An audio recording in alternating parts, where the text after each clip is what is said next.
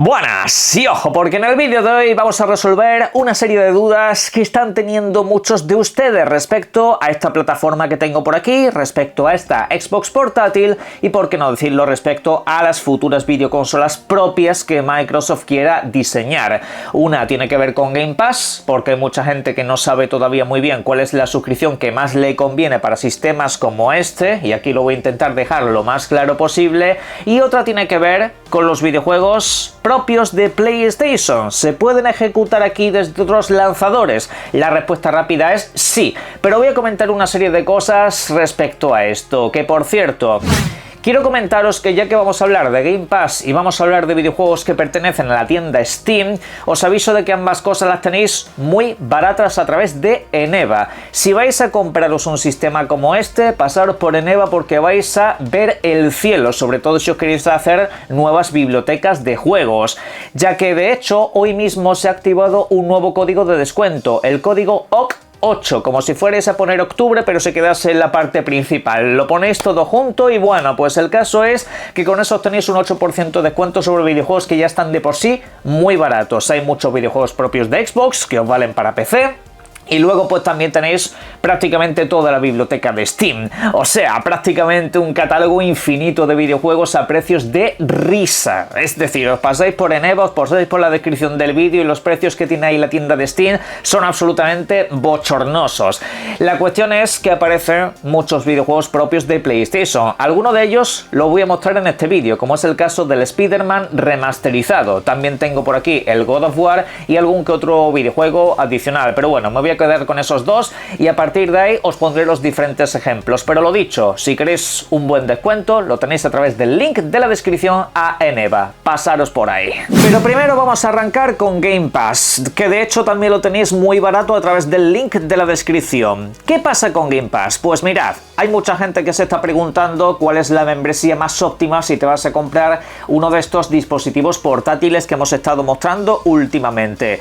Y la cuestión es que claro, acaba de subir de precio y hay mucha gente que no está dispuesta a pagar la membresía más cara, Game Pass Ultimate, que en este caso pues son unos 27 euros o 30 dólares. Y bueno, pues hay otra serie de membresías que quizá os sean más convenientes, depende ya de los gustos de cada uno, pero la más importante, Game Pass PC, es la membresía más importante de todas, aunque esta tiene un pequeño inconveniente respecto a las demás. Recordad que todas las membresías de Game Pass a día de hoy te valen para PC, y teniendo en cuenta que estos dispositivos no ejecutan juegos exclusivamente de consola, pues aquí la verdad que suena algo bastante apetecible. Pero ¿cuál elegir?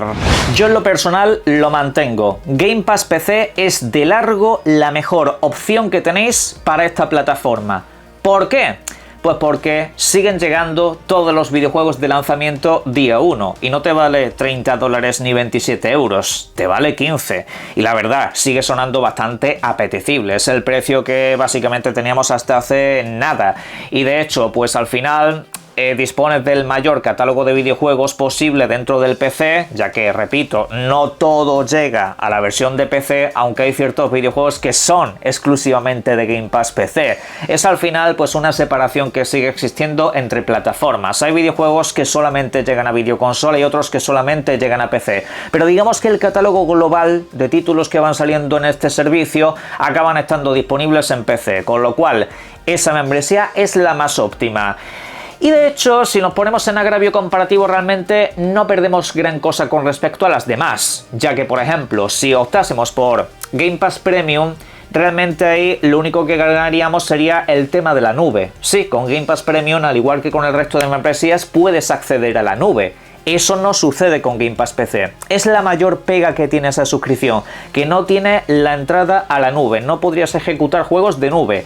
Esto obviamente, si me veis desde ciertos países, sobre todo de Latinoamérica, pues no será ninguna clase de problema porque allí la nube no está teniendo soporte, al menos en la mayoría de países, y en algunos la verdad que no suele ir demasiado bien.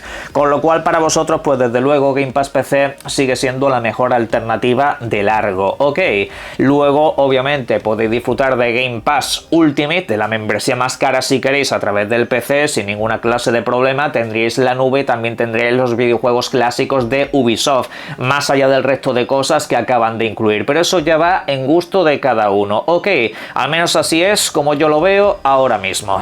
De hecho, para finalizar el bloque quiero dejaros aquí una pequeña advertencia. Si por lo que acabo de comentar os interesa comprar meses o años de Game Pass PC, hacedlo a la de ya.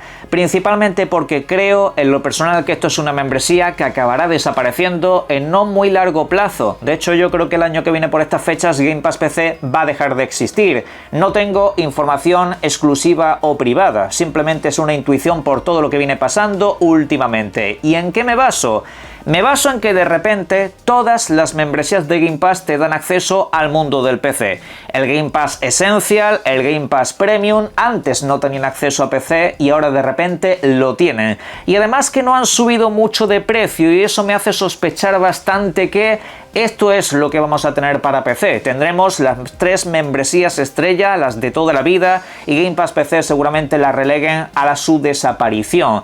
Y eso viene añadido con lo de los videojuegos día 1. Sí, actualmente Game Pass PC por mucho menos dinero tiene videojuegos día 1 comparado con Game Pass Ultimate, y esto me hace suponer que Game Pass Ultimate se va a quedar como única y exclusiva membresía con esta posibilidad, salvo que Game Pass PC lo suban mucho de precio. Actualmente es que no tiene demasiado sentido, es absurdo que Game Pass PC se mantenga un precio tan barato teniendo videojuegos día 1 con la comparativa que acabamos de comentar. Y el caso es ese, que creo que en algún momento van a quitar el Game Pass PC, el Game Pass Premium lo subirán un poco de precio, seguramente un poco por encima del actual que tiene Game Pass PC, y añadan pues los videojuegos de Electronic Arts, pero seguirá sin la posibilidad de videojuegos día 1. Para ello te invitarán a irte a la membresía más alta.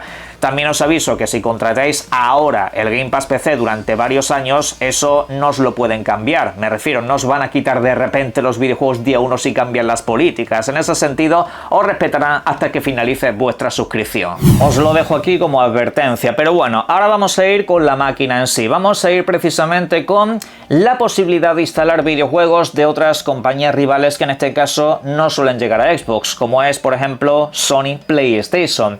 Esta compañía en el pasado incluso ha vetado la posibilidad de que a través de una videoconsola Xbox mediante la nube se puedan ejecutar videojuegos propios de la compañía. Había como un cortafuegos en ese sentido para que no pudieran retransmitirse. ¿Eso sucede en esta ocasión? No, no sucede en esta ocasión. Había muchos rumores, había muchos comentarios que decían que esto iba a ser así, que Sony de alguna manera iba a capar la posibilidad de que a través de uno de estos dispositivos se puedan ejecutar videojuegos propios. Ahora, la cuestión es cómo se ejecutan esos videojuegos propios. Los tenéis que comprar en plataformas donde estén disponibles, como es por ejemplo el caso de Steam. Ahí Sony está lanzando sus videojuegos al cabo del tiempo y algunos incluso de lanzamiento. Vamos a echar un vistazo. Bien, estamos aquí en nuestra plataforma, ¿vale? Si yo me voy a la biblioteca, a esta librería que me aparece por aquí, veis que tengo instalados 2 videojuegos como por ejemplo el Marvel Spider-Man, que ahora vamos a ver una pequeña muestra que he grabado para que veáis su rendimiento y cómo configurarlo, y también tengo por ejemplo el God of War, ¿vale?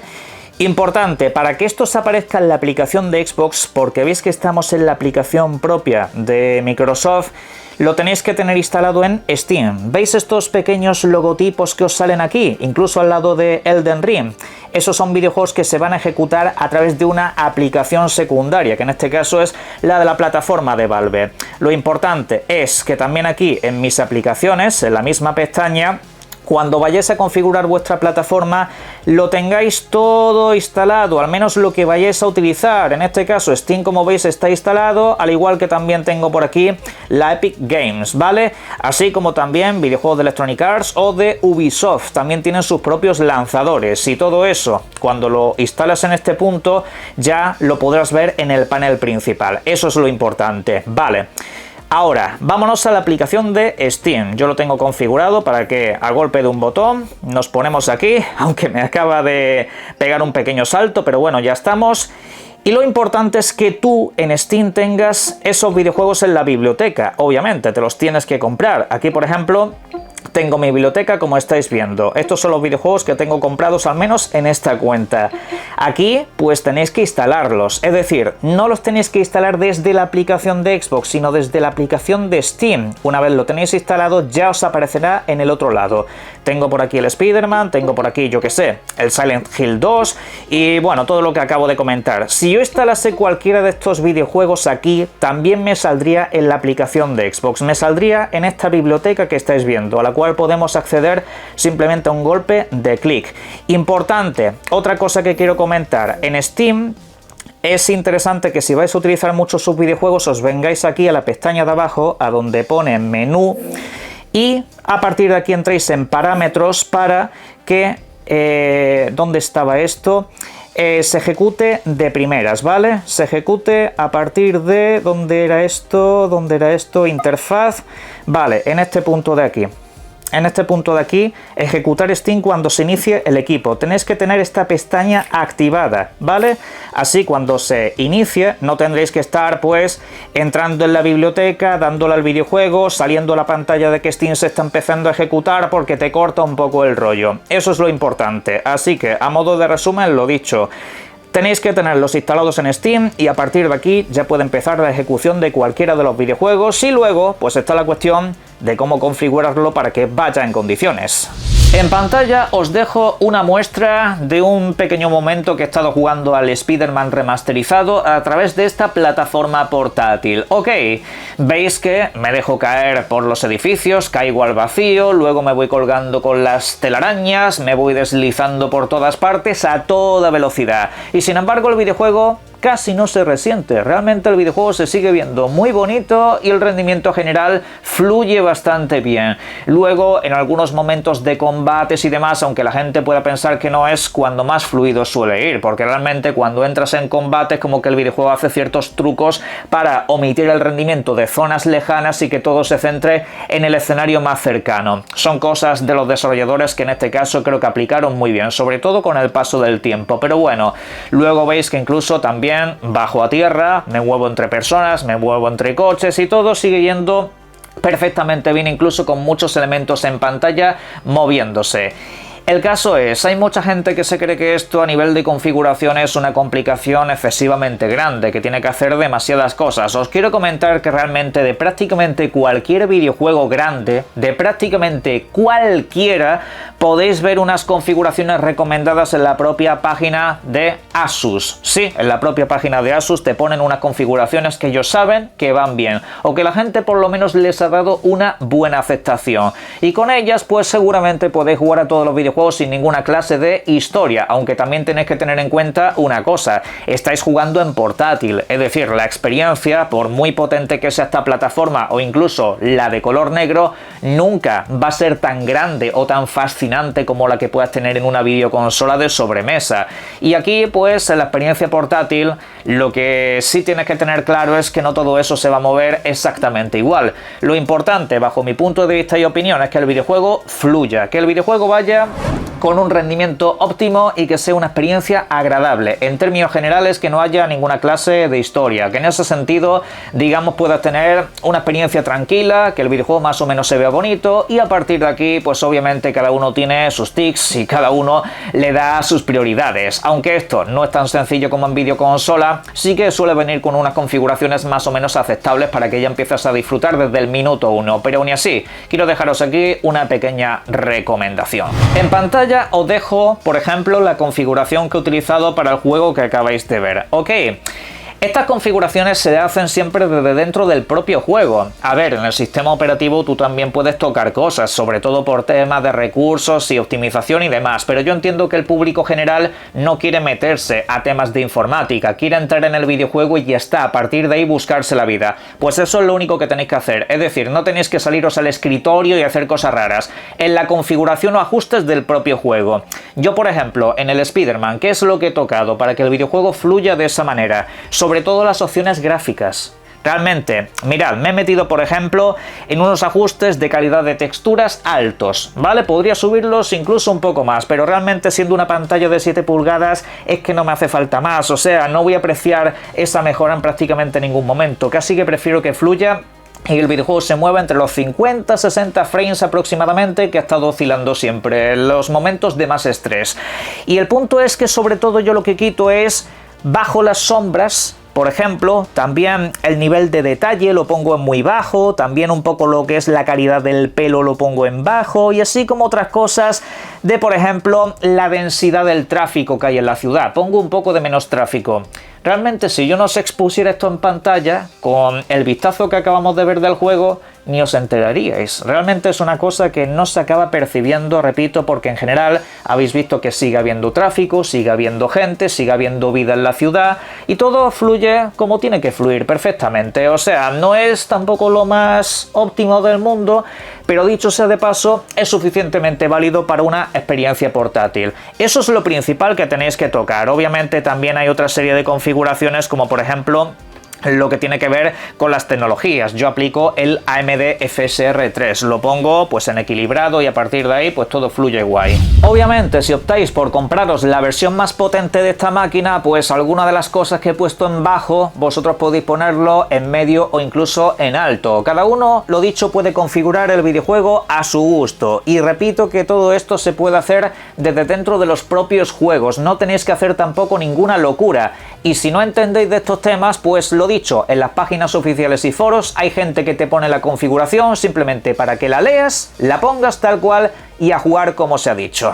Realmente hay mucha gente que estas clases de cosas le alarman demasiado, pero también os digo, son cosas que tenéis que hacer una vez. O sea, yo todo el proceso que os he comentado con Steam y demás, eso es una cosa que haces en un momento y listo. Lo mismo que cuando te vas a suscribir a Game Pass, metes ahí todos los meses o los años que quieras acumular y luego a partir de ahí a jugar y punto. Igual que cuando configuras un videojuego, cada vez que entras al videojuego tienes que configurarlo. No, por supuesto que no, esa configuración se te va a quedar guardada, ¿vale? Yo si ahora iniciase el Spider-Man, pues seguiría jugando con la misma configuración y con la misma fluidez. Eso lo repasas una vez y punto. Luego a partir de ahí modificas lo que quieras modificar. Obviamente, repito que estamos ante una experiencia portátil y obviamente pues la experiencia de sobremesa sería diferente. Si yo esta plataforma la conectase a la televisión mediante un cable HDMI, pues obviamente habría ciertas carencias que saldrían a relucir. Tendrías que tocar otra serie de parámetros, pero bueno, como la idea es jugar en cualquier parte, pues ahí tenéis la posibilidad. Pero en la caja de comentarios sobre cualquier duda que tengáis me podéis dejar vuestras opiniones y valoraciones. Por supuesto os invito a pasar por los vídeos anteriores que hemos explicado más cositas y obviamente y como siempre lo más importante, disfruten mucho de los videojuegos. Un saludo.